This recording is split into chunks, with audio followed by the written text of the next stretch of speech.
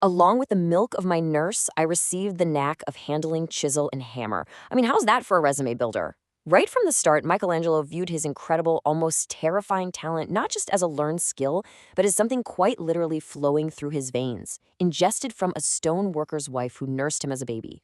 Well, let's dive into this explainer and unpack the life of a man whose very existence seemed chiseled out of solid rock. Welcome to this explainer. Today, we're taking a look at the ultimate Renaissance man, Michelangelo di Lodovico Buonarroti Simoni. But here is the really fascinating twist we're going to explore. He actually despised a massive portion of the very work that made him a global icon. He was, in every sense, a reluctant genius, constantly forced into mediums he didn't want to touch by people he often couldn't stand. Here is our agenda for today. First, the archetypal Renaissance man. Second, chisel, hammer, and stone. Third, the Sistine Chapel trap. Fourth, popes, politics, and architecture. And finally, the man behind the marble. Section 1. The archetypical Renaissance man, a genius against his will. You know, history loves to group Michelangelo right alongside his older contemporary, Leonardo da Vinci. But while Leonardo's path was one of this endless, joyful curiosity, Michelangelo's journey was uniquely combative.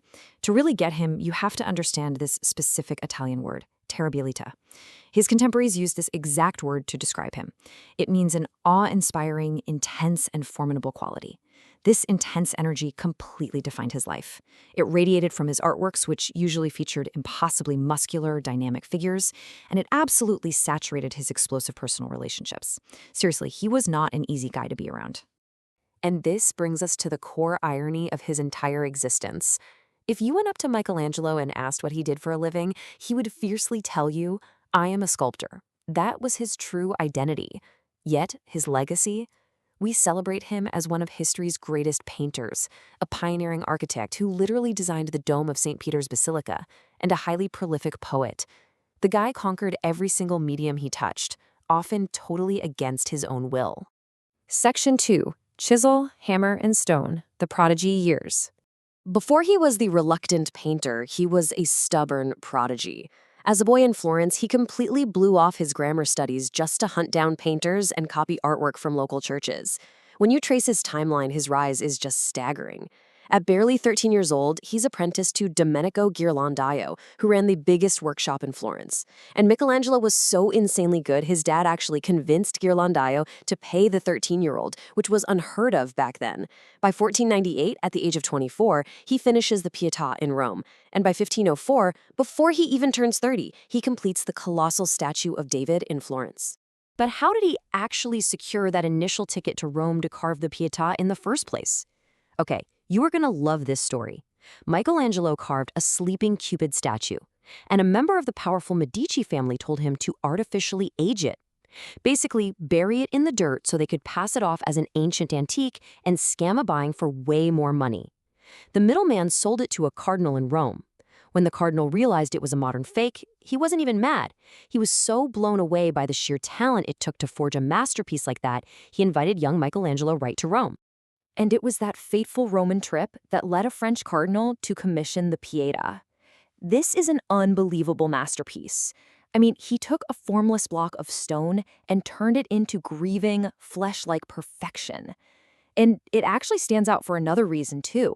It is the one and only time Michelangelo ever physically signed a piece of his art. He boldly carved his name right across the Virgin Mary's sash, practically guaranteeing no one would ever question whose hands brought that stone to life. Section 3. The Sistine Chapel trap. Sabotage backfires. What's super fascinating is that his absolute most famous work of art was essentially born out of spite. Enter Bramante. He was the chief architect of St. Peter's Basilica, and he deeply resented Michelangelo's growing fame and his commissions from Pope Julius II. So, Bramante hatched a plot. He convinced the Pope to make Michelangelo paint the ceiling of the Sistine Chapel. Remember, Michelangelo was a sculptor, not a fresco painter. Bramante was entirely convinced that in this unfamiliar medium, Michelangelo would completely and publicly humiliate himself. The crucial point here is the sheer, overwhelming, impossible scale of this unwanted gig. 500. We're talking 500 square meters of ceiling that the Pope commanded him to paint. Michelangelo tried his hardest to get out of it, but, well, you don't really say no to a Pope. So instead of failing, Michelangelo persuaded the Pope to let him design a vastly more complex scheme than originally requested. This sabotage completely backfired.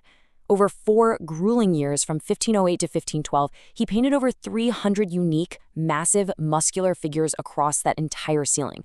We're talking 9 episodes from the Book of Genesis, including the iconic creation of Adam, alongside 12 prophets and sibyls. He essentially birthed one of the most influential frescoes in the history of Western art, mostly just to prove his haters wrong. Section 4. Popes, Politics, and Architecture, the Middle Years. Surviving the Sistine Chapel was really just the beginning.